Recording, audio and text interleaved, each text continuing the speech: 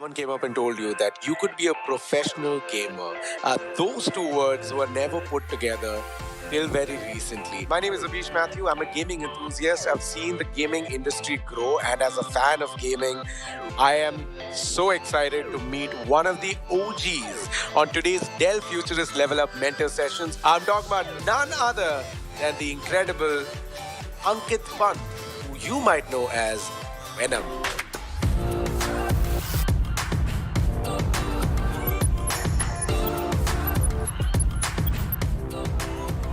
What's happening, Ankit? It's so nice to see you. How are you doing? Hey Avish, thank you so much for that introduction. It's good. I really want to know your journey of how you became a pro gamer. You've gone from being defeated in an internet cafe to representing the country. That's like a full character arc in like a fiction story that you might have. How much of this is like a birth instinct and how much of it is literally you worked on it? I would say there's hardly any instinct, to be honest. Yeah, I'm still working. I had to work a lot, and it is not that easy how people think you can become a pro gamer just by playing games.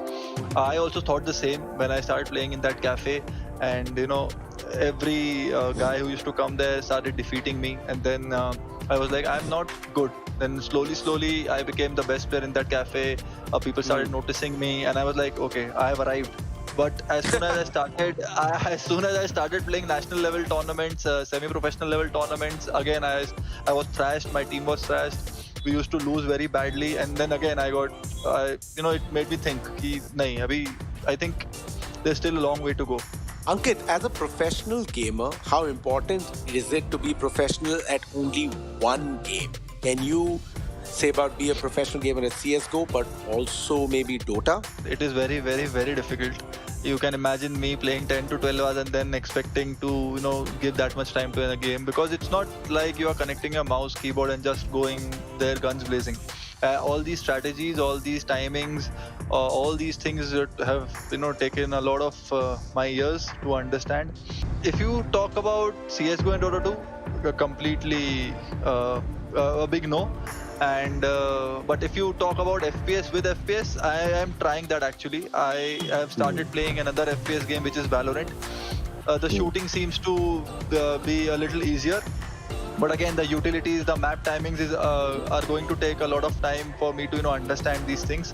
So the answer to these questions you will get after maybe few more years.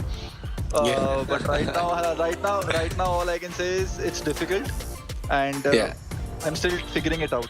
Okay, that's actually a great point as such. Because again, from a third-person perspective, you're a professional gamer, so you should be able to play all games. That's incorrect to say, because if you're an athlete, if you're a sports person, you're still a sports person in a particular sport. What I hear you saying is commit. Like you gotta commit to one game and give it all. And does it make you wonder what if it was another game, or you are 100% sold? This is it. I'm sold that this is it. Now, to challenge myself, yes, I've started learning new games to see will I be able to answer your question. Can you go competitive in another title also if you're playing one? So for Abhish Matthew, I will do that. I am going to try really hard and see if I can answer that question in a couple of years. What are those mistakes that most of the noob new pro gamers do that you wish you could tell them कि भाई बात सुन, ऐसे नहीं करते, ये करते हैं? You can tell that to me. So some mistakes that I have also done, and I have noticed a lot of people doing it, for playing with a shotgun initially or a machine gun and thinking you are Arnold, and you will go all guns blazing, but that doesn't work in competitive Counter-Strike. I used to play with a lot of nades also, कि नहीं आएगा तो मैं सिर्फ nade कर दूंगा मुंह पे, and the guy will die. But it doesn't work in competitive CS. So you have to learn all the utilities, you have to learn all the guns, you have to understand how the game works. Only then you can call yourself a pro gamer. So is it important for every pro gamer to get so comfortable with every weapon that depends on your role in the game, you can switch your weapons as well? Like I was saying, now I am an entry fragger. Most of the time I play with rifles, but I also know how to use the AWP. Now, when I have a low HP, and I know that one AK bullet or one M4 bullet is going to kill me, that's when I kind of ask my opper to give me the AWP and give him my AK. I know not every weapon you can master, but you should know how to use everything. And you should have few weapons where you can turn rounds which are already lost in your favor. So I would like to get one more point from you, which is about like a somebody like me who wants to get into professional gaming, even as an enthusiast, or imagine if someone wants to get competitive. How important is it for an individual gamer to play with multiple groups out there so that you can come with the strategy and play together? Or is the objective that new players should only play with one team so that you sync well together? See, you should definitely indulge in the community, because a lot of players will do things differently from things that you do, and you could learn. But again, switching teams is not what I advise people. If you're starting, start with the 5 people whom you trust, who have a long vision, who can be consistent, who are passionate, who will not keep going here and there just because you are losing some tournaments. You need consistency, and that's how the team chemistry is built. Only these things will bring consistency. On a scale of skill, strategy, how important is map awareness? There are certain angles on the map where you could see the enemy first. There are no hidden places as such, because we have played a lot of these maps multiple times, so we know each angle and we know all the spots that are there in the map. You have to understand how the players are moving in the map by looking at the radar, by seeing how the team is playing, what time the team is pushing, all these things. It brings me completely smoothly into something that I personally am something I feel very connected to. It's developing a skill. I feel like you're talented, and then after that it comes to your hard work developing a particular skill. Is that what you would call battling with bots comes first, or with an AI, or with a computer? Or do you directly recommend people like us to throw yourselves into the deep end ki ab jao professionals ke sath multiplayer khelo? I started playing with bots. I used to keep killing them to understand burst fire, to understand single taps, to understand what's my spray control is like, how I need to improve. Then you can start playing multiplayers, like online with your friends, so that you learn team communication, you learn a little bit of strategies, official maps. Then you can start playing tournaments to see where you stand, how much more you need to improve. So it's like level 1, level 2, level 3. Any other way that someone like me can become a professional player other than just spending time? Anything else we could do? You can just pray to the god otherwise, and if he decides, then magic will happen. Or else you have to give time. There is no other way. Do you think these gaming gods exist on YouTube, and how much of watching it tutorials does it really help? So these all gamers, streamers, and websites and articles, all these things will help you get you closer to where you want to be. But eventually I think you have to kind of build your own play style, understand how what are your pros and cons, and that is only going to help you in the longer run. Would you like to tell us a little bit about someone like a noob like me, about the graphics card? What is the refresh rate? How important is it when you're playing? If you are playing casually, like AAA titles, heavy titles like Doom Eternal, GTA, Assassin's Creed, Witcher 3, these are some of the heavy titles, AAA games, and you want to play on maxed out graphics, you need a good graphic card like a 2080 RTX or 2070 RTX. Refresh rate, I would definitely recommend you to go for Alienware 25 to 40 Hz. You will feel the difference. You will see improving your game when you switch from playing on 60 Hz and then playing on the Alienware 240 Hz. Also, the Alienware laptops, one thing that I love about them, the cooling on these laptops is pretty amazing. I remember once or twice I've played on my friend's laptop and it used to heat a lot. When I play on my Alienware machines, it doesn't heat that much. Wow, I feel like I could sit with you for days and I can just like little by little noodle all the information I need out of you. But let's see what I've learned so far. What I've realized it's the extreme commitment that every sports person has in a conventional sporting event is the same mental and physical commitment that you need to do as a pro gamer. Basically, pro gaming does not happen overnight. It requires practice, patience, and perseverance. But the gaming industry, I feel, is so much more and so much bigger than pro gaming. And the next mentor session is about all the different careers you can take up in this industry. Thank you for having me for the Dell Futurist Level Up Mentor session, man. And I shall definitely tune in for the next one. All right, Ankit, I shall see you soon. Bye. Bye bye.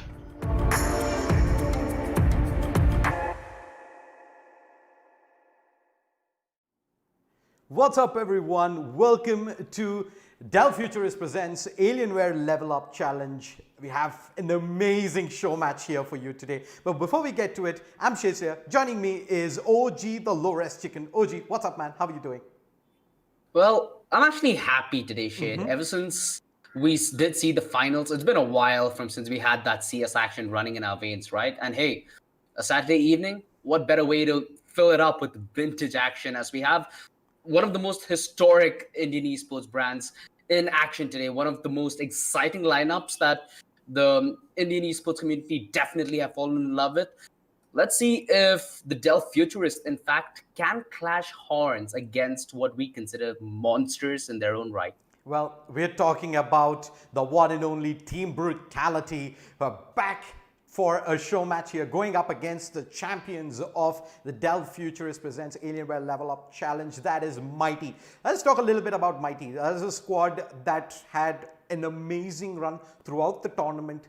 That grand final, though, up against Mystic Gaming was a completely amazing matchup. It went back and forth, teams trading maps all the way across, very tight maps to be precise, a best of 5 final that went down all the way to map 5 on train to decide who's the champion. But that final map was an absolute massacre. Mighty stepping up huge there to take the title, OG.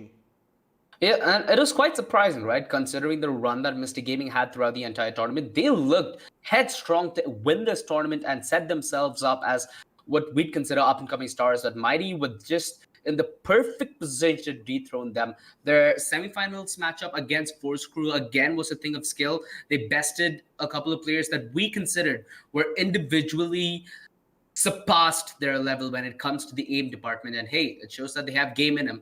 And you know, one thing that's got me really excited, we built up this entire tournament predicating the need for neo talent to have this exposure, right? We have the best that 200 teams had to offer throughout the tournament, going up against one of the best rosters that we've had in the past when it comes to Indian Counter-Strike history. Mind you, Brutality were in a position where they were the anti-eco demon. You win the pistol round, it doesn't make a difference. They'll just come back at you with these and steal 2 rounds more. So anybody who has watched Brutality previously know for a fact these guys have some of the most phenomenal force buys that we have seen. These guys can make pistols sing every single time they're in it. We've seen them.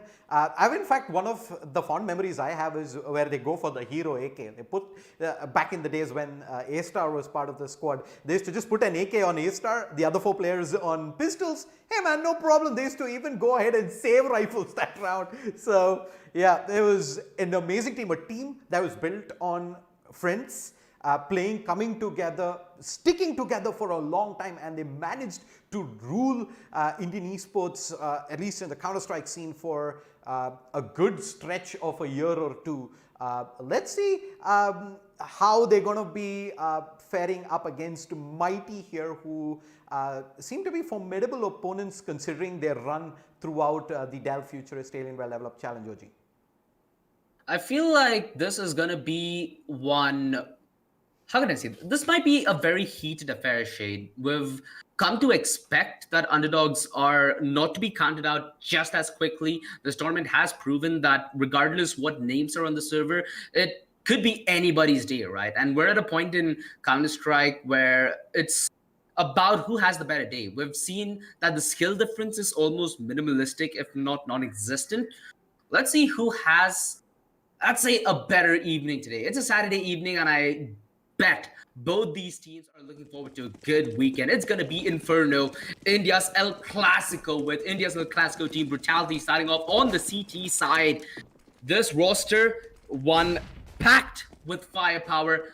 Let's see if Mighty are going to be in it to win it because they're taking this relatively slow. Team Brutality given decent bit of time to set up on the CT offensive where they completely rip Hitman's head apart, who is watching the push towards mid. A lot of damage dealt, but no frags. Brutality trying to run away, Slots praying, hoping that the corner comes in any minute, but he's just a second too late of the crossing. Rix down to 17 HP, but now back to safety as Mighty hit towards B. Yeah, they're going to go charging in. We have V3 and Veerbatha smoked off, but V3 already good on the first headshot, and he manages to get back to cover as well. They do have 2 men strong here towards construction. They're going to charge through, and Veerbatha just mows him down. 3 kills, and that is round going to Team Brutality. What a hold there, OG. Mighty, they thought, hey, we have the numbers. We can push this. Boy, oh boy, were they wrong, OG. Boy, oh boy, were they wrong. I think that's an understatement. Brutality certainly showing up with the big guns.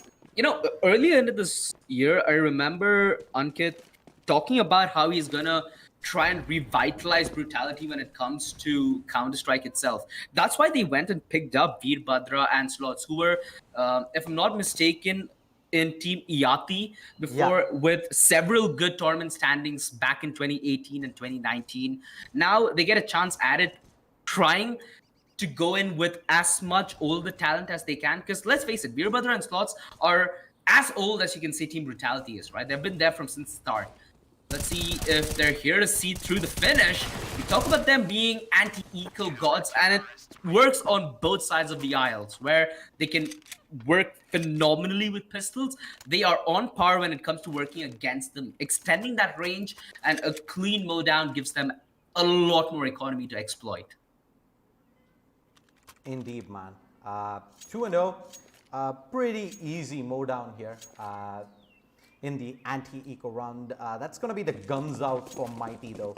5 AKs. There's a little light on utility. However, Team Brutality, they're going to continue hanging on to the SMGs. 4 SMGs, and this almost always certainly means you want to get aggressive early on. Ensure that you have the numbers advantage. No pressure though just yet.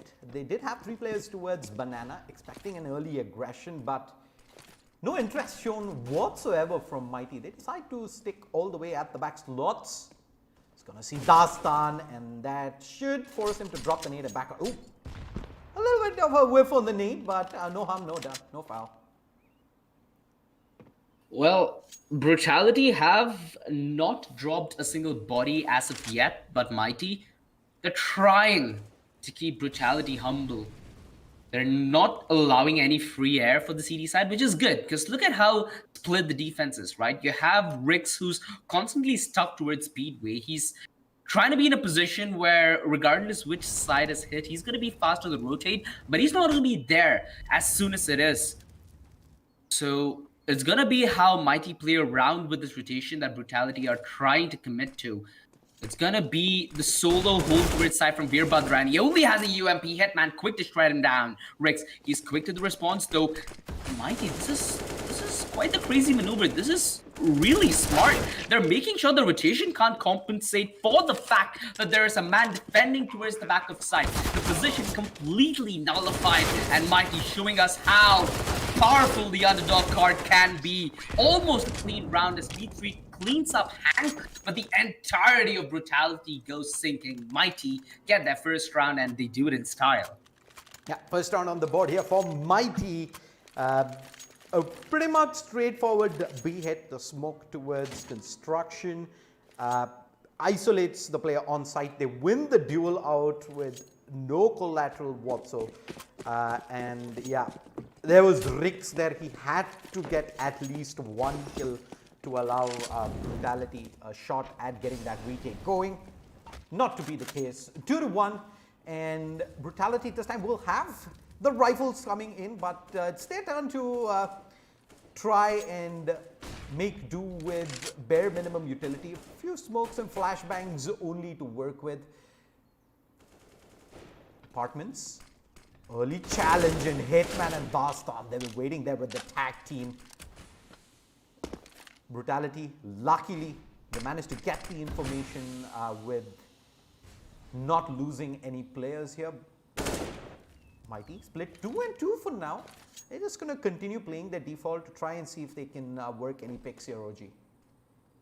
The aggressive stance from Brutality was really nice though, and it didn't yield them anything, which is why Mighty's patience is gonna pay off. They're denying a lot of information, like you said, Shade. Even with Brutality going for early setups, it doesn't yield much. For now, Brutality ready to relinquish control and play towards the side. A beautiful pop flash sets up slots for the peak, but he goes into the slaughter, and now with the man disadvantage, Mighty elect to hold that position. They have control towards arches. They can even consider a split towards B, where the defense is next to nothing. Hank, he's going to be walking down, bolts out aggressive towards CT. This is such a heads-up play. Mighty so ahead when it comes to playing the silence to absolute perfection.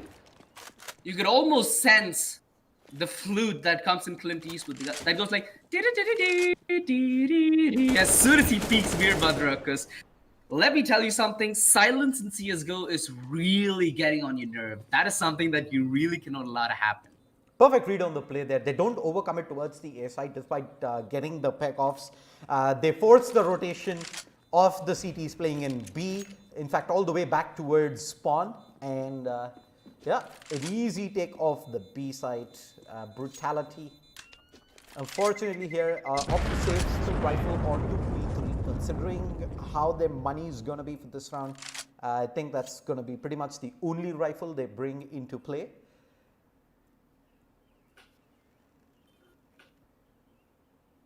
I mean, Brutality historically has been a team that's loved to force up. Have they changed, or is this a new blossom? Well, they did not choose to invest everything. Rick's in with a flash. Normally, you'd see at least one player invest in armor in case V3 does end up biting the dust a little early. Aim punch definitely is going to be a huge factor headed into this game.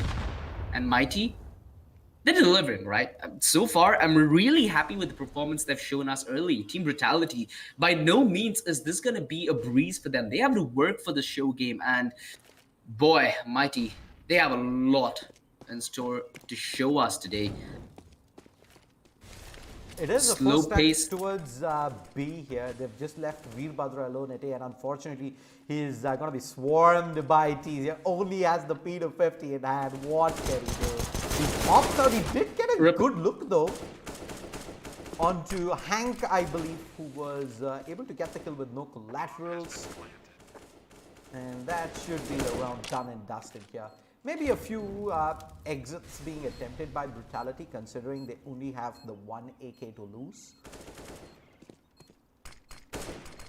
And it doesn't seem like they're losing any of it as of yet. So far, they look pretty confident in their ability to take these aim duels. I was just saying that Mighty, with such a slow-paced game, right, where you split up individually and get uniform map control. You deny them banana, you take apartments a little slower in comparison.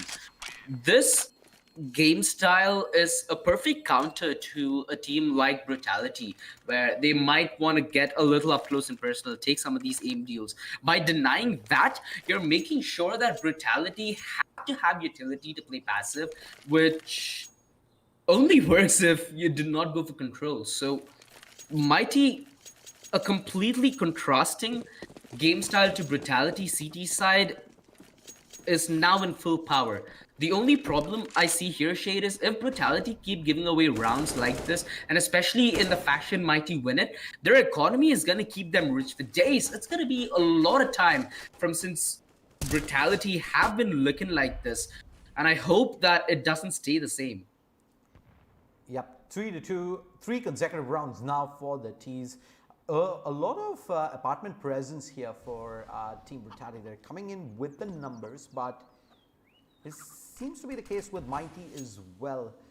Hitman was looking for the boost onto balcony, but decides against going for it right now. Maybe they have their sixth sense tingling there. If it is the case, they're going to be pretty much on point. The peak onto V3, and he wins the opening duel out in slots. is stuck in no man's land. Timing could be everything. He could have lined them both up, but instead he finds no one. Oy, oy, oy. This aggressive setup. Mind you, they did try this in the previous round, but they did get back passive. After it didn't work initially here, they decided to stick around, and Mighty, so patient, so slow in the way they approach their takes, is a beauty to behold. This is the undoing of Team Brutality, where they like to play aggressive, they like to get in their juices. Now, they're going to have to fight their way out of a uncomfortable situation, because not only is the CT economy going to be hard to manage with not keeping as many members alive, let alone winning, it's going to be even more harder when you're not able to get information and you have to play so passive that Mighty, with their slow and silent take, just wrap around and abuse the fact that you will not have any utility. Yep, 4-2. Unfortunately, there. That apartment presence, Brutality kind of expected Mighty to come pushing in, but yeah, it pretty much came down to slots there. If he gets the two-man frag, Brutality find a way back into that round, but having gone down, it was pretty much one-way traffic from that point on. Early again, back into apartments as Hitman and Dastan. They're going to continue to push balcony here. Rex is waiting on the other side. And the push from V3 gets red. Yeah. But they still, however, have 3 more CTs here towards the A. It is an A stack. And Mighty haven't committed though. The bomb's all the way down banana. And now it looks to head towards B. Brutality, this is not the force buy that we are accustomed to.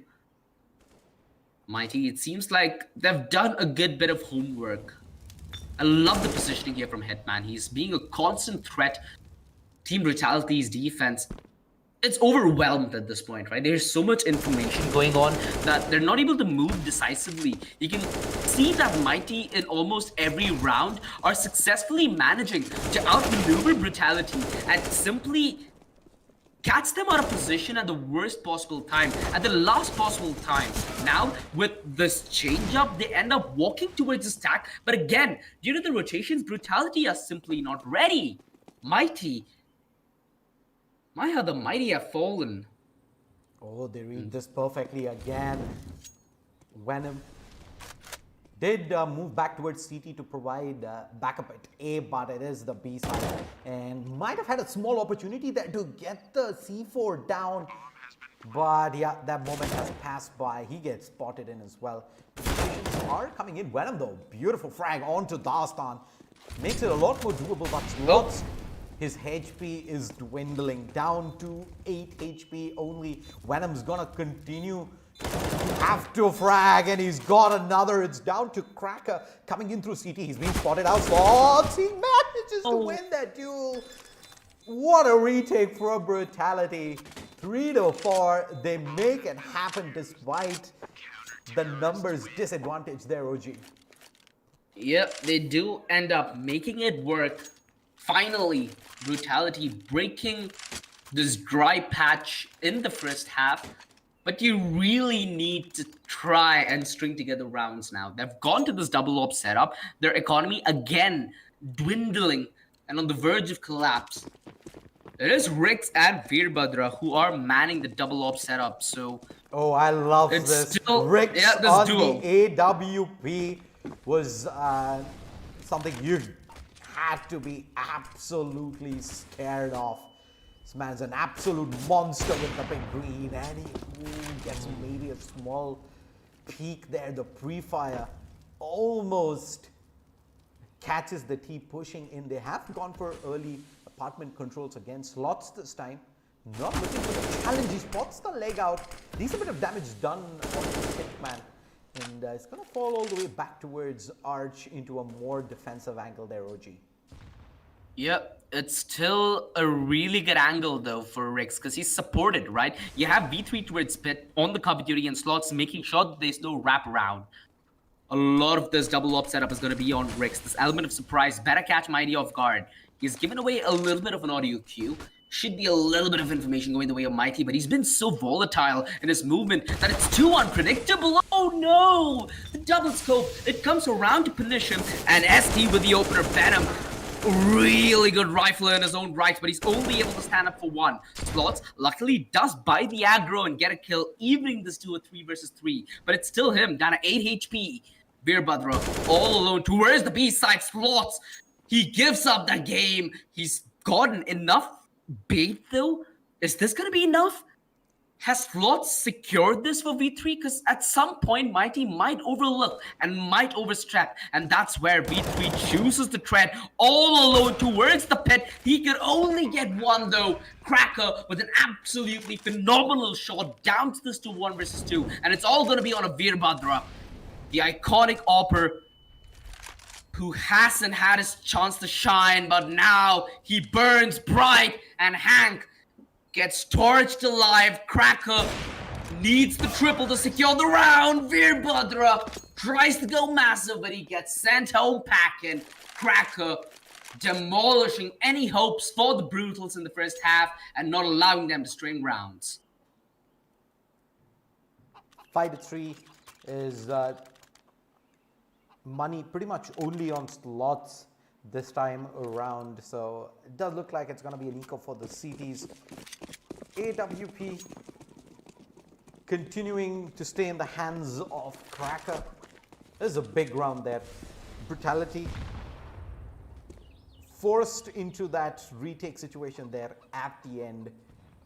A site hard lockdown. 5 and V3, yeah. Take the peak, stun. Wait, it's a little slow there on the trigger, but Hitman is there for backup, and Brutality with just the pistols, looking to see if they can do some significant damage here, maybe recover a rifle or two. Veerbhadra skirting at the edge of the smoke, does manage to pull one back, but the cavalry is heading in the opposite direction. Rotation's already in though, from Slots as well as Ricks. P250 and Deagle. Yeah, and I think they were just at audio cue range. Mighty have been very silent themselves. Again, this is not comfortable if you put yourself in the shoes of Brutality. Hank! The turnaround headshot. Slots can't make it work with the Deagle. The double entry and Mighty secure yet another round. Veerbhadra scurrying away with that AWP, needs to put it to a save. And Mighty, it's a really nice look that they have put on, especially on this T side. I was a little worried in the start here, considering that Team Brutality are a team which functions really well on both the sides, but now Mighty have gotten that edge they need. This is their win factor, Shane. They need to be in the mental game when it comes against Brutality, because we know all these players, right? So much experience housed by this org. The inexperience from Mighty perhaps is what's going to throw Brutality off guard and Hitman. Absolute brutality from Mighty here on the T side. This setup with the double op is not working. Veerbhadra, I think Brutality have realized it themselves. They've elected to walk into a single op setup with only Veerbhadra having his hand at big green. But I've got to say, this is the best move that Brutality have made so far yet. And where's the op heading? The op is heading towards Banana with decent bit of backup here. Flashes out. Slots is going to continue pushing this though. And Brutality take early control of Banana. They've got a player deep in Slots and no contest coming in from Mighty. Mighty have been more than happy relinquishing control of Banana and instead taking control of mid. But make no mistake, Brutality do have the numbers here on the B side. There's 3 players waiting in towards the short A side, but that pretty much means Arches is wide open. Yeah, it's gonna be quite the wrap. Nobody coming in through lane, which might be a point of concern. Team Brutality, the rotations are there, but Veerbhadra needs to try and overcommit here. That's the only way he's gonna get close enough to the site, but Mighty again coming in with these mind game slots, a step ahead. He takes two, buys enough time for Team Brutality to call in for support. Now it's gonna be a brawl towards the B side. Veerbhadra, the tag, but not the bag. Rex bites the dust. Both the Oppers fall short, and Mighty given a chance. A 4 versus 2 now. It hangs in the balance. The HP is similar on either side. The utilities weren't gonna set this apart though. Team Brutality have a Molotov and a flash. They can potentially try and isolate a frag. Mighty, they're isolating angles. They're a step ahead. The Molotov towards New Box will try and force them out. This is just a bait. Broad, he's gonna invite them to the slaughter. He might be the goat, but they're the lamb. The defuse, he has enough time. Venom clutches it in the nick of time. 4-6, Mighty not given a second chance. Oh boy, that's Venom now. Twice in 2 rounds, he's able to clutch it out for Brutality, pulling them back into this 4-6. And they're gonna be able to invest back into this here. Mighty as well. They're gonna have to make do with just the Mac 10 though onto Hank.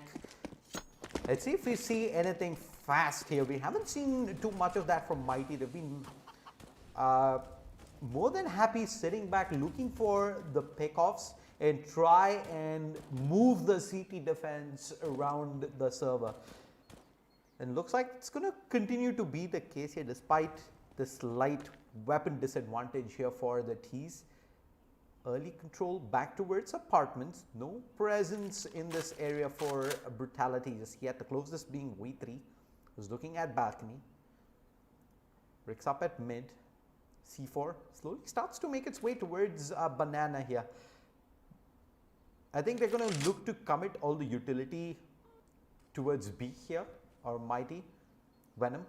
It's got the smoke incendiary while Veerbhadra is already ready, boosted up towards the flower bed. He's going to have to go pick that smoke. Not what it was intended towards. They haven't checked Veerbhadra, who's managed to get the first, and Venom swings across. He's got the second as well. Oh boy. Yeah. Mighty, they have been proactive throughout the entire map. They read the rotations of Team Brutality, and now they're committing towards the A side. It favors them in numbers, and well, numbers is what they're gonna take. Slots hits the bed. A 4 versus 3. Mighty, they have a tendency to convert upon these rounds. The Molotov will push the stun out of small pits. And now, it's gonna be Team Brutality grinding this to a halt before they call in the rush. The flash over, the peek through arches, the 3-man push, but they walk into the crossfire. Cracker with 2 of his own. It holds strong, but only momentarily. Rex floods the site, gets both the kills, and here comes the defuse. Team Brutality. They look rejuvenated, all right, and they are now in a position to contest the first half. Well, 6-5. They found their way back into this first half, but Mighty 6 rounds on the T side already. I think they've done a fantastic job so far. They'll be looking to add, though, at least a round or 2 more before the turn. Veerbhadra with the AWP back towards Banana, but I don't see the 5. Oh, the rush from Riggs towards apartments, the change in play, and slots.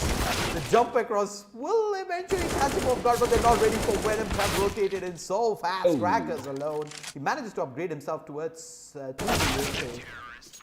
but V3 able to turn things around. A quick rush towards the A side, but Riggs with that peak towards second mid from apartments sets up a pretty easy anti-eco there. Brutality leveling things up 6-6. Yep, it's gotta be feeling good, right, Shade? Walking into this, it didn't feel like Brutality were in their zone. getting these rounds, getting these spray downs, getting highlights, or whatever you'd like to call it. When you know you're in the zone, that's when you play the best. And if it's gonna take all those highlight reels for Brutality to pull up back, so be it. Hey, they're known for it, for the matter of fact.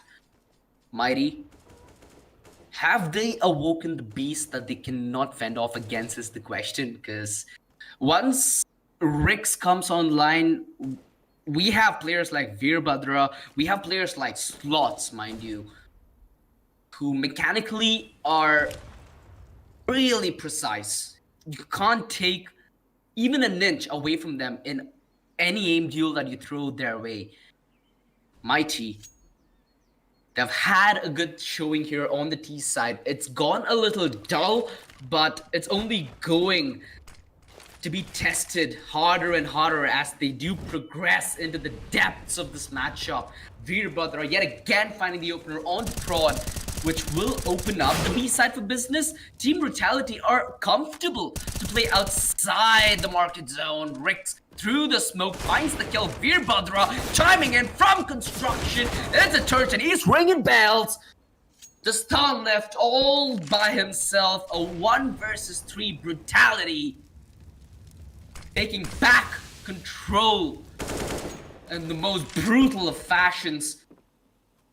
And Mighty, they're still in it to win it, but it seems to have gotten a whole lot harder for them. The Stan, 45 HP, but he's found 2 crucial kills.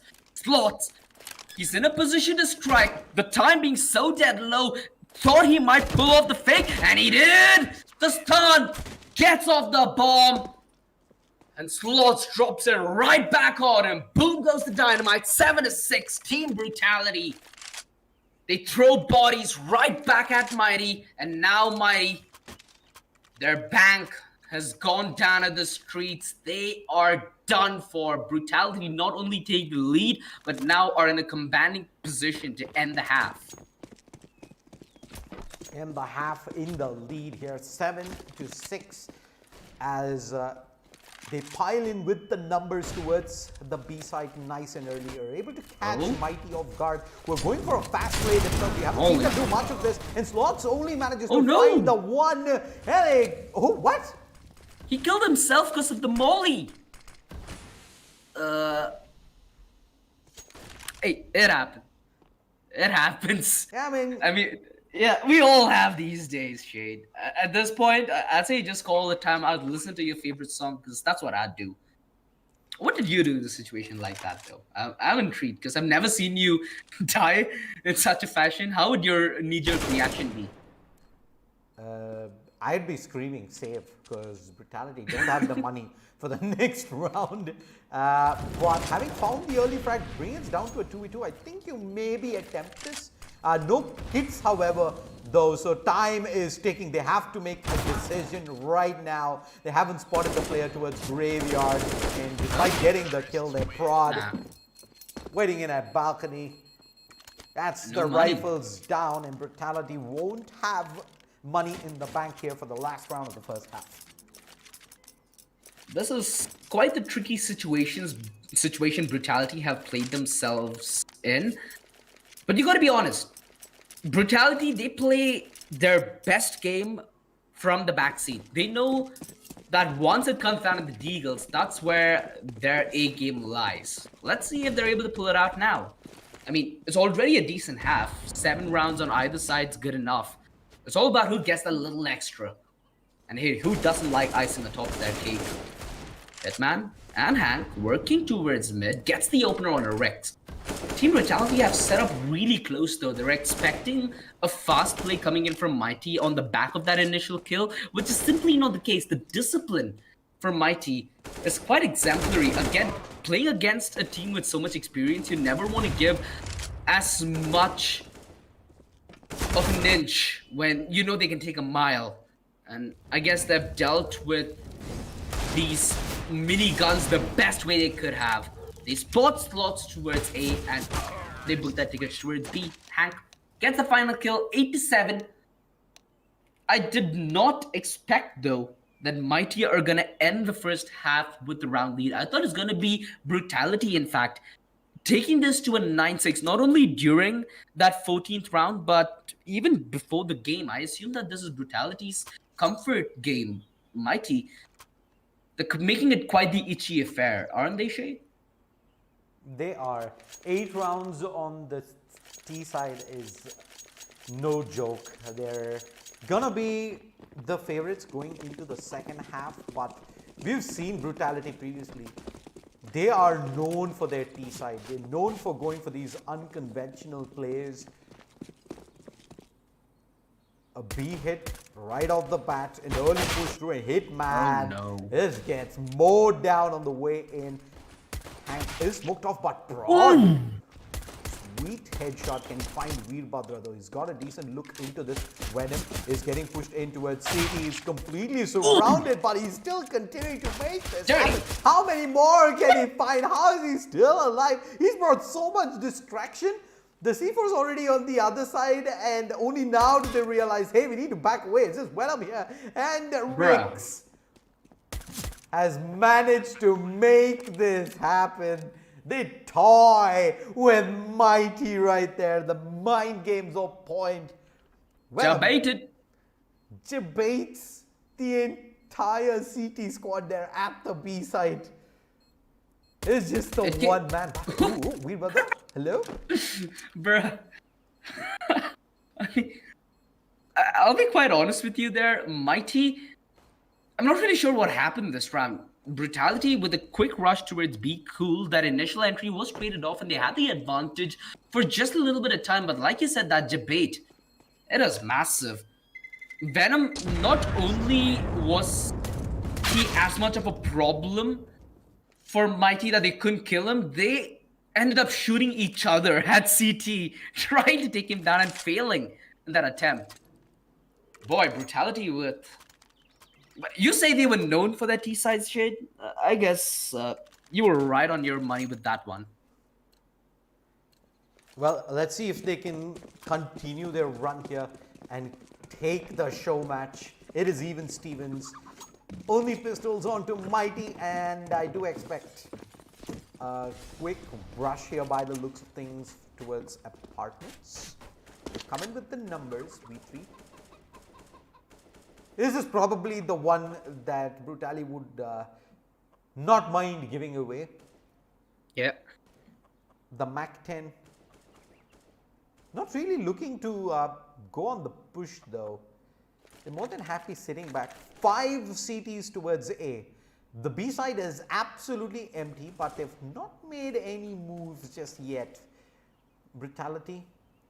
This scout towards A is still playing pretty defensive here, expecting a 5-man train, and let's just say he's not too off the mark with that prediction. But this is just going to be a matter of time before we have slots marching in towards the B side and realizing that there is no one here, and V3 hung around for a day and is eventually going to get out timed. Hey, that's going to be rough. Hey, get Veerbhadra as well. 3v5 they've recovered. A Mac-10 and an AK, but with the numbers advantage, I think you just go for it at this point of time. You put the bodies ahead and buy space for the AK to do its work. 3v5, can Brutality hold on? I mean, they should, right? We should expect this crossfire to be in full effect at any moment now. And it's going to be a 3-man crossfire. It's not that easy to break. The aggro's bot and slots fires from CT, mowing them down. A triple kill for the clutch. I mean, I saw this coming from a mile away, but you got to understand, Mighty did not have armor in that situation. It was very hard for them to withstand a fight. With this kind of dynamicity button on the T-side after plan, even if you get a frag, it doesn't go a long way of ensuring that you get around, because you just play into the puzzle that Brutality have set perfectly in place. They do a lot of damage, though. You got to give Mighty that. Now, on the back of this buy, if they're able to convert, they should be able to keep the economy of Brutality humble and potentially even try stealing the lead away from them. Ooh. Yeah. GG. I mean, you gotta feel that, right? A little on your nerve if you are Hitman in that situation. Well, The incendiary from Prod, it just does prevent Venom and the rest of Brutality from pushing in towards a banana right away. At least until Cracker has come in with the backup. But still 5 players in towards the B side. Looks like they want to continue to work more than just the top of banana. It's going to come down to the counter utility. There is a smoke available. He's going to drop the smoke. Flashbang on the ready to pop back out, and he does, but No bodies. yeah, no bodies pushing past the smoke there. Clever play from Brutality. They did expect a counter play, and Mighty being low on utility, every single bit of it has already been expended. 45 seconds remaining. Mighty have absolutely nothing to offer for the last bit of this round. Brutality should have a much easier hit towards the A side now. Yeah. Brutality are doing on their T side what Mighty did to them when Brutality were CT. This is absolutely heartbreaking stuff, but the spray down could be it all. The stun in a position to strike Fear, but he only strikes once. The refrags in, Brutality playing the numbers to absolute perfection. And how many times have we seen a Brutality post plant that even if you get started off on the right foot, you always get a sprain. And I guess this time Mighty aren't even in it for the run. Yeah, they're running for the hills, they're running for their lives, and they're running for the guns because they know they're gonna have none in the next round.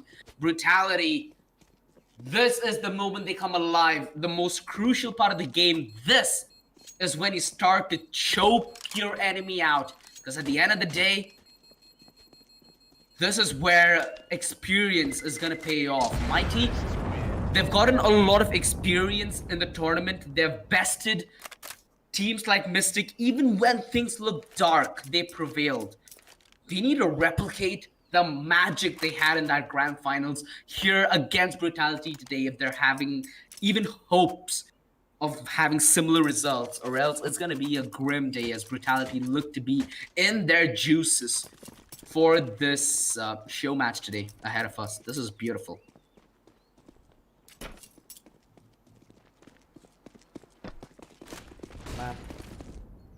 The boost in towards B side slots. They're going to continue to push this, not checking.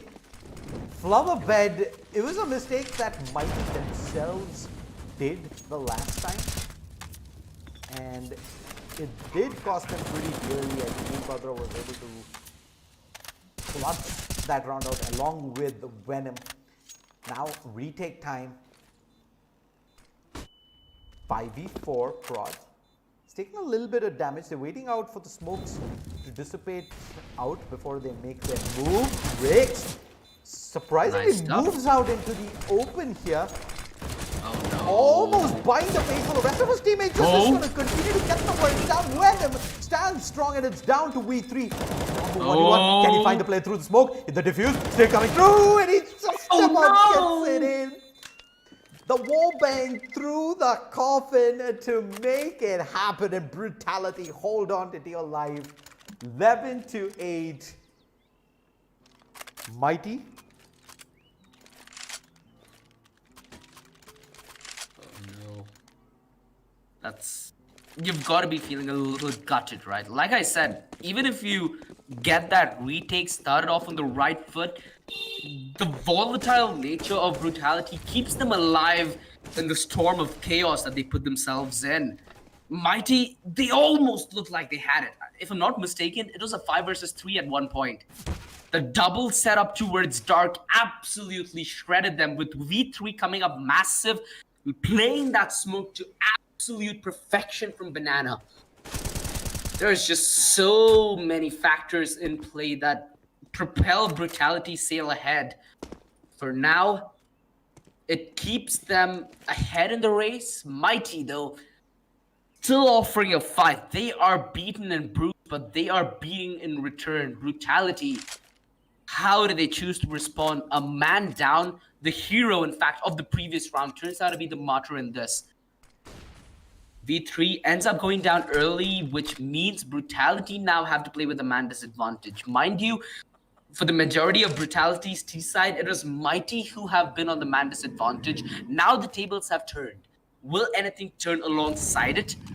Brutality, so far, it seems like they're sitting comfortable now, but the rush, the volatile nature of Brutality is simply not good Oh to... no! That was a big whiff from Hitman there. And Frost, does he really want to push this? He's gone for it, oh no. Brutality, the mind games, they're making it work. Cracker through the smoke. All that spray does bring it down to a 3v3. It's now a lot more doable. Oh. Yeah, position given away of both Venom and Slots. The fight taken a little haphazard. Venom's position still discovered. It leaves Rix in a similar position as to V3's, but cannot replicate the clutch. By the skin of their nail, Mighty managed to keep themselves in the second half, but you just gotta ask Shade, by how much are they keeping themselves in this? Because Team Brutality have been doing a really good job at maintaining good numbers. If not on their side, on Mighty's side, it always goes down to 2 players or 1. Their economy is not going to be that well off, and this is where that force buy tendency Brutality likes to play into comes into full effect. Mighty will not be given a second chance to set up their economy. It's either now or never.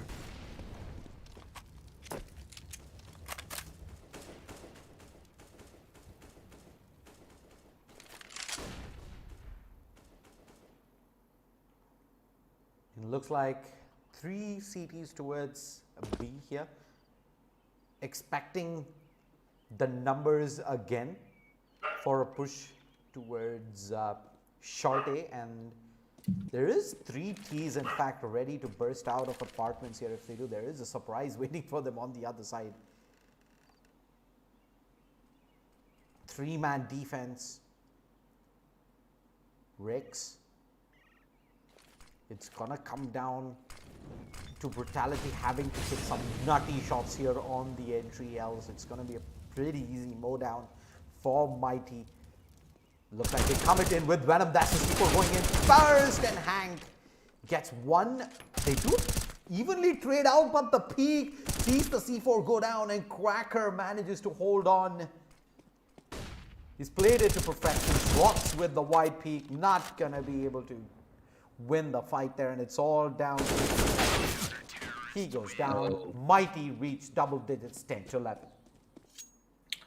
Beautiful stuff coming in from Mighty. At least for now, they stay afloat. They are bringing Brutality down with them, though. So, like throughout the entirety of the tournament, Shade, this match is going to be coming down to those couple of crucial rounds where the momentum tends to sway. Mighty, at least in this matchup so far, seem dead even to Brutality. The pistols, the weapon that made Brutality who they are, now on their hands, but again, no armor, so maybe a bomb plant, the best that they could expect. Wrap around through arches. Mighty have done this an awful lot on their T side, but Brutality, without the weaponry, they simply can't make do. Slots surrounded by all sides, gets the shot on a Hank, but that's all they're gonna find. 11-11. No buy means Brutality aren't gonna get that extra moolah. This buy is gonna be a little uncomfortable, as they're gonna be lacking essentials like Molotovs across the board. And if you know anything about Inferno, it's that Molotovs are crucial to get control and deny control, both towards Banana and apartments.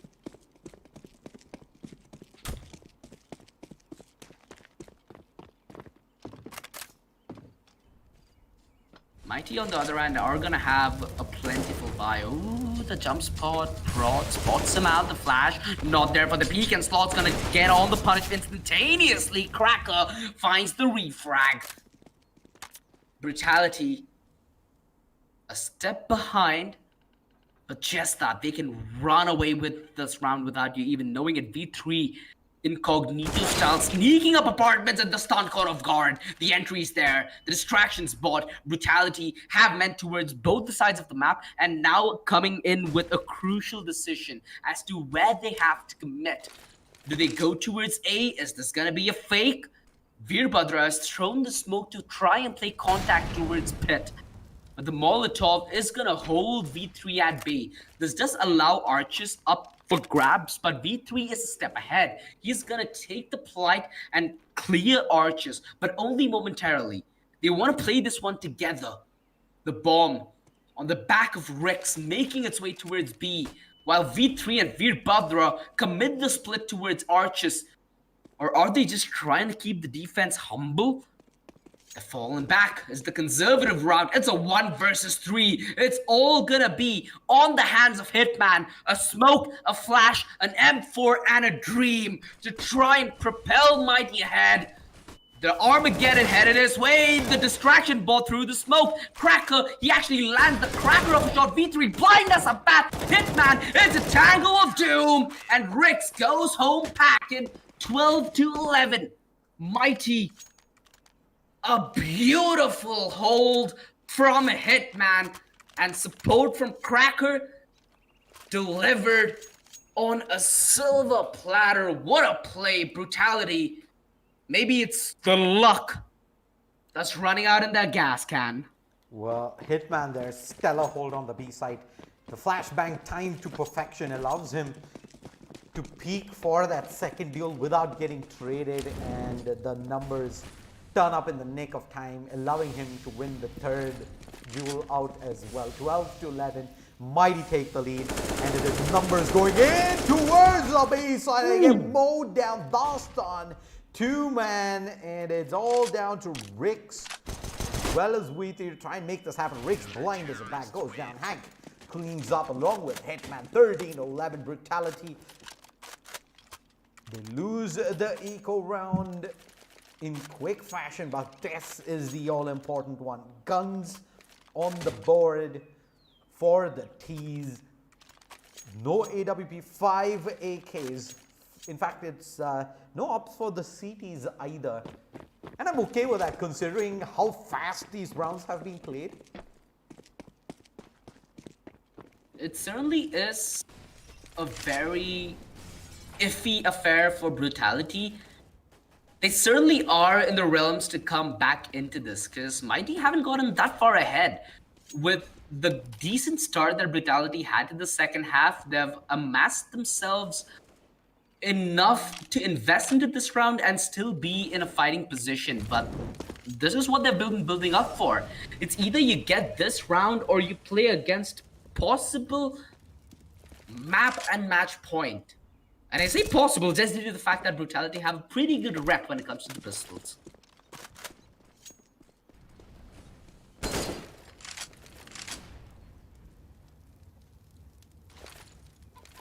Well, need towards apartments, lots. Tag down a bit. Flashbangs galore, and 50 seconds remaining. Looks like Brutality is gonna come it in towards the A side. Smoke towards Arches. Hit smoked away. The jump down, and Dastan lands the opener. 2 players towards hit, and they can find absolutely nothing. They melt, and Headman. The spray is all over the place. Oh no. Look at the HP. Yeah. 13 on Rix, 12 on Venom, 29 on Veerbhadra.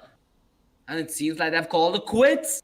Mighty go in for the save. Brutality. This is what makes a team a class apart. The ability to pull off such a maneuver when you know all odds are stacked against you, with this being your only chance. What a show from Brutality. Certainly living up to their reputation here as they melt that A defense down to its crunks and bones. Mighty, though, still with a round lead.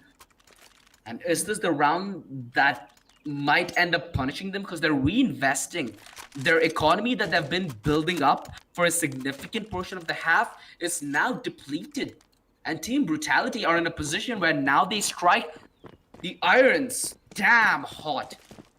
Something that Brutality definitely are in a position And having that temptation to touch, the flick doesn't connect, the fast play continues, though Venom forcing the issue, leading the charge, that nade. It brings ST down to 51 himself. Veerbhadra finding the opener on a Dastan, and this is the lead that Mighty should not have given. Oh, the Molotov, it buys more than enough time. This is gonna be one hell of a round if Mighty are able to pull it back. Hank buying his team enough space on the rotation, but Brutality aren't in a position that they are in a position where they can bargain. Slots with such heads-up play, holding that angle towards B. He's heard that rotation, and now Mighty have to second think themselves. Their defense is spread so thin. He frags almost a thing of dreams. Hank, a beautiful play towards mid. Prod. If he goes down here with that up, it leaves Brutality with a small window. That smoke should be a dead giveaway as to how this is being approached. The contact taken. Hitman a little slow on the drop. Prod's position. They're given away. Slots. This man is known to make plays, and it seems like this time's no exception. Ooh, it's going to be a very awkward encounter at mid. I think they're both hurting each other. The turnaround. Slots debated. Hank sent packing. And Cracker in a 1 versus 1. This was a 2 versus 4. 52 HP. Slots. Enough time to punch in the digits, but does not want to commit to the fake. Cracker. Position should be expected. Slots. It's all about nerves, but his head gives away the jig. And Cracker takes it away like the guillotine. 14-12. Brutality. They trail right behind, and they just about have enough for perhaps one last buy. This is turning out to be one gruesome ordeal. Mighty, though, finally sense a little bit of comfort here in the second half. What a game, OG. What a game that we've been treated to here today. 14-12. On the cusp of match point now, Mighty. The damage inflicted. Oh, wait. I mean, that's the second time, right? In the previous round, Prod himself got down to 50 HP because of that nade. I think you have a jump bind button, right? That you use where you click that button and it automatically jumps and throws. I've done that multiple times, and trust me, it's embarrassing. A little bit of... it's fine. It's fine, bro. We all have the bruh moments. Hitman, though. But they're gonna Beautiful come bro in moment. hard. Yeah, Cracker, triple kill on the whole. Hitman with the Clarion gets the double. Brutality just get obliterated. I mean, Brutality well known for those unconventional plays back in the day as well, right? They would... Yeah. And that was what eventually caught many teams off guard as well. Pretty much making a lot of these unexpected plays, forcing your opponents to play a lot more skirmishy than a well-oiled machine, and that eventually plays to Brutality's strengths. Unfortunately, that time around, the defense stands tall from Mighty, and they have themselves 3 match points here to take this best-of-1 show match. Will they be able to close things out here, though? The push towards the B site. They do have 3 men in cover. Cracker falling all the way back. Hank drops back towards the pit. And the Dastan's found it. He's going to peek back out. The spray transfer is just gorgeous. And they're going to continue to probably try and force the issue. Hitman smokes it down. Oh. Mighty. This is your chance. Smoke.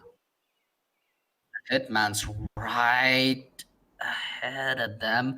This is so uncomfortable, considering the fact that sometimes there is a small bug with the smoke. You don't want to be playing around like this. Veerbhadra, he spots him earlier in the radar, and he ends up going down. A 2 versus 3 Mighty. Their chance to close this game might as well just close upon them if they do end up conceding this. They're playing this split hand, confirming the take with that peek, the flash over, but that's not going to be enough cover. Jumping down towards the pit, Venom indeed does have wings and now prod. Oh, the smoke, he's already called it. Waving the white flag and going in for the save. 15-13. We've seen Brutality in the shoes countless number of times, Shade. I'm tempted to say it's going to be one more chance considering how much of a nostalgia-filled evening it's been. But I sincerely hope Mighty have enough in the barrel to try and close this one out. Prod takes that shot, gives his position away. Venom instantly in with that frag. Removing the AWP, that's so crucial. Venom with a really heads-up play because now Mighty do not have any big gun around to work with.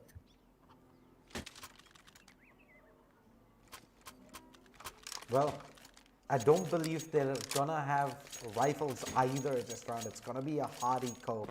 Just a few upgraded pistols, a smoke, flash, and a nade to work with.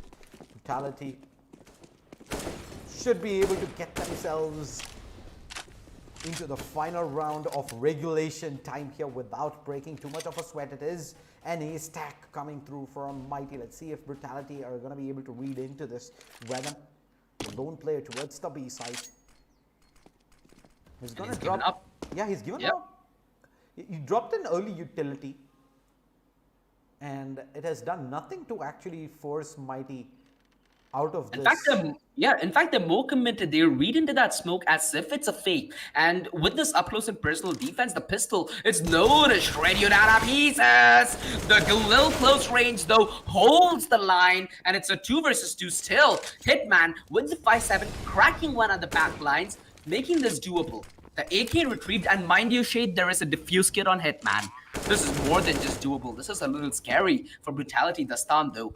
He needs to be aware. Slots, 57 HP, a bullet away from death. Dastan delivers him to the coffin. Veerbhadra, secondary op, needs to come up massive with the AK as Mighty on the precipice of taking this match home.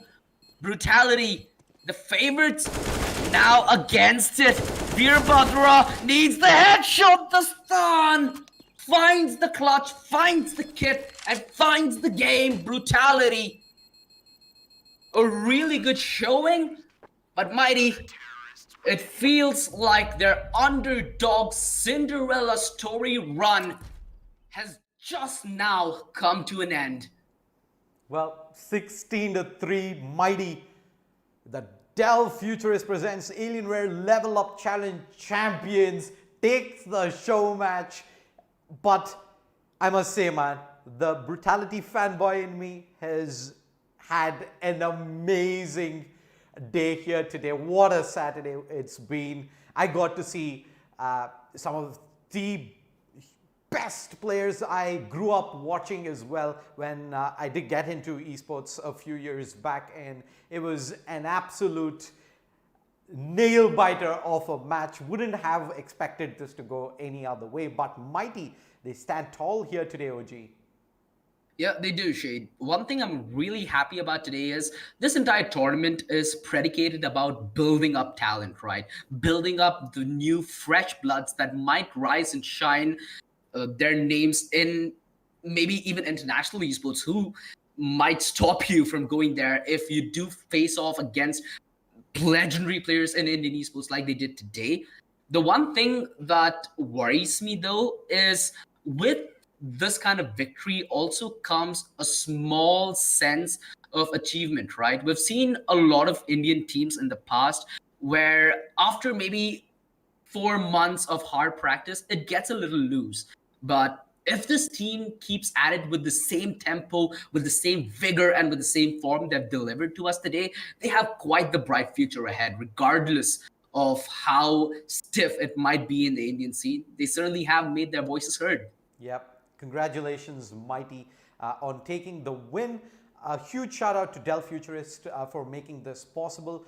Dell Futurist is a program that allows gamers out there to pursue a career and convert it from just being a passion. And this applies to not just gaming and esports, but music, arts, and sustainability as well. So if you're looking to convert your passion into a career, do sign up for the Dell Futurist program. Do check out Dell India and Alienware on the social pages for more amazing tournaments coming up like this one. But for today, I think we're done. I'm Shade Sayer. That is OG, the low-res chicken. Hope you guys enjoyed this amazing show match. Until next time, goodbye, good night. Enjoy the rest of the weekend, folks.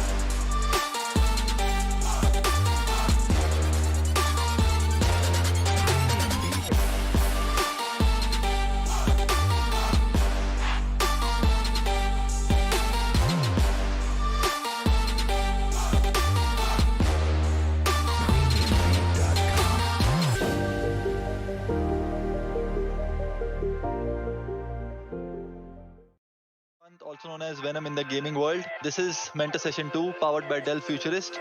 From being a broadcaster to a tournament hosting company, it's not just about professional gaming. There are various other options that you can choose from depending on what you like and what you want to pursue. Today we have with us Kiran aka Shade Slayer, who's going to help us out.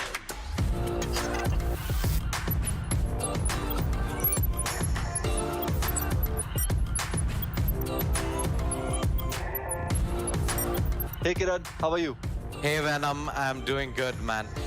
What's up, gamers? I'm Shade Slayer, Kiran Nujubel. I'm the director for esports and broadcasting at LXG, and I get to handle quite a bit in terms of tournaments that are happening in and around the country, from all the way from planning tournaments, executing them, and my personal favorite is getting to be a part of the tournament broadcasts. Nice. So you being a professional shoutcaster, who are shoutcasters? What is their skill set? That would be my question. Are there any qualifications needed to be one?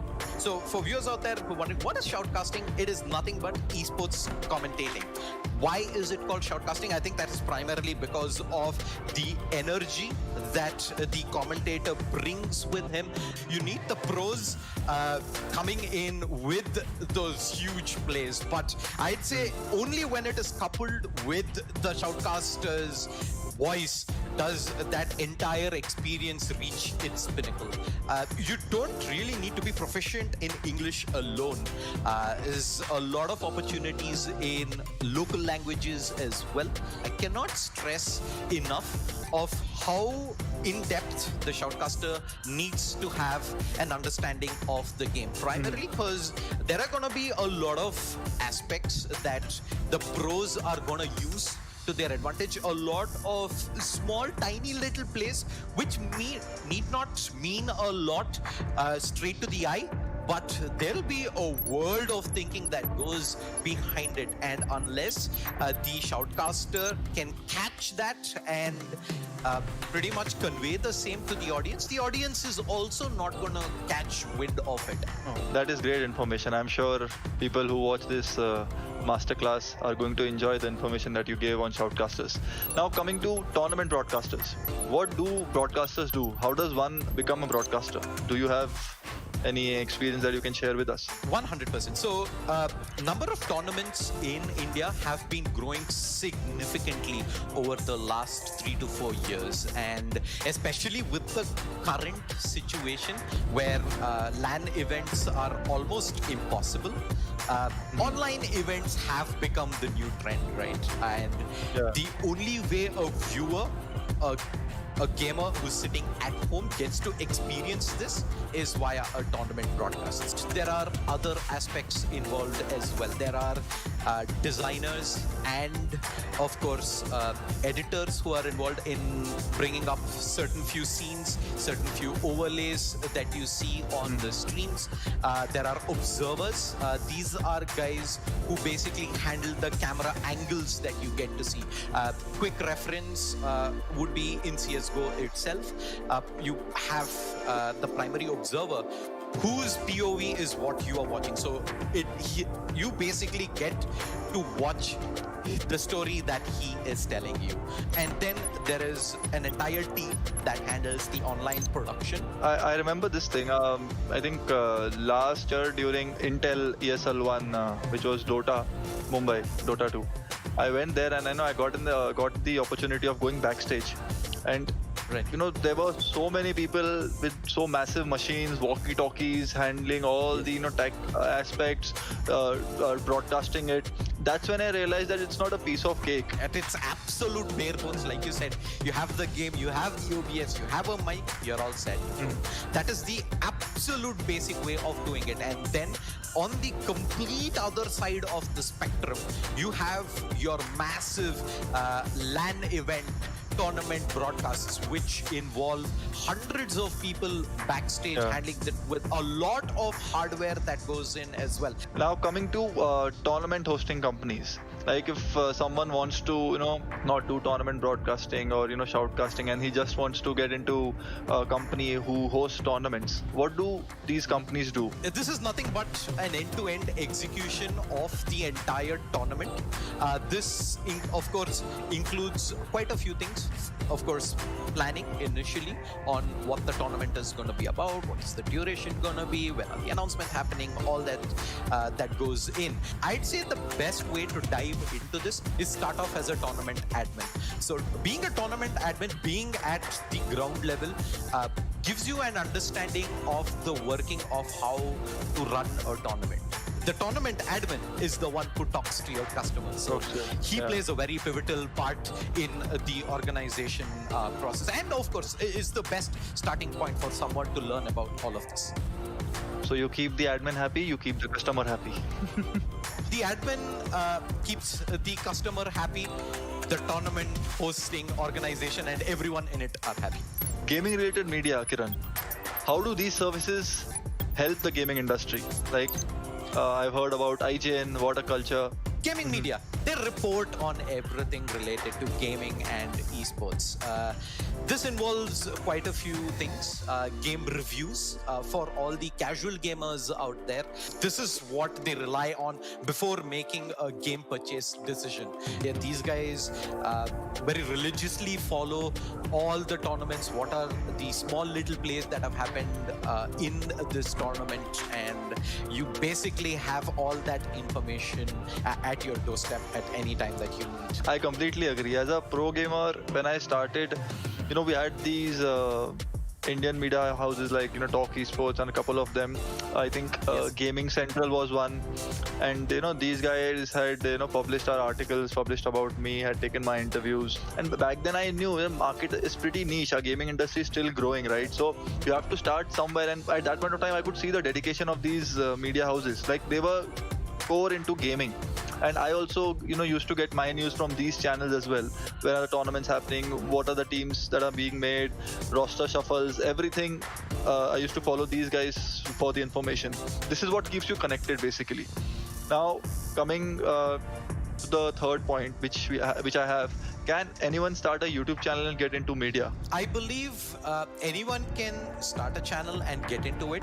Do you become successful? I think is a completely different question out there. It is very simple for anyone out there to actually set up your own YouTube channel and start putting content out. It is not going to take you more than an hour to have created your first video, started your channel and put it out there. But like if you cover a team or you don't do interviews and then after a week you say you are tired, you will do the next interview next month. That it doesn't work that way. But eventually, if you want to grow, you have to be consistent. You have to create your own content and do it from the heart. This is what I've seen, and it works. It takes time, but it works. Having unique content, like maybe even analysis and impact for a professional player in maybe what he can expect and what he needs to be ready for in the months to come. Small niche things like that, which I don't find a lot of out there. I think is like what you said, is what's going to keep you unique. So Kiran, we have spoken about shoutcasters, tournament broadcasters, tournament hosting companies, gaming related media. Now moving on to cosplayers. When we go for LAN tournaments, I think most of them before the finals have this cosplay competition. So I'm sure cosplay scene is also improving in the country. I remember I've seen Crystal Maiden. Just because I played Dota 2, I remember these names. Yeah. I've seen Phantom Assassin, and those cosplays were not easy, to be very honest.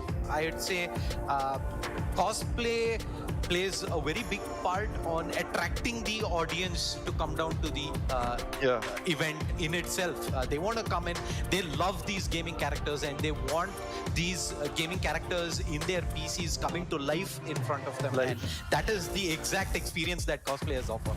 So I also remember speaking to a couple of cosplayers, and they told me while they were clicking pictures, they said we prepare our cosplays a month or 2 months earlier, that this is what we are going to cosplay from, because they make most of them, I think they make all the costumes by themselves, right? There is months of grind that goes into that costume, from the initial planning, the concept in itself, to building the entire cosplay costume and performing during the event. It's a community that has a very friendly community that has come together to make these sophisticated designs come to life, and I'm super hyped to see what's in store in the future for us. Yeah. Kiran, whatever we've spoken about, I think it wouldn't be possible without the developers and publishers, right?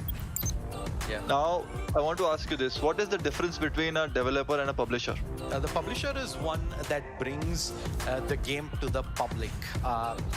He can develop the game internally at his own studio, or he can do it externally with a video game developer. So we've seen the games and how they have, I'd say, evolved over the years. I think the gaming hardware has taken a very similar route. I remember the absolute first rig that I had. It was, I believe, 2 MB RAM, 400 MB hard disk with no graphics card, and a 486 megahertz processor. And from playing DOS games on that, over the years we've come a very long way. I completely agree. You can't, play games professionally for sure if you don't get a good FPS.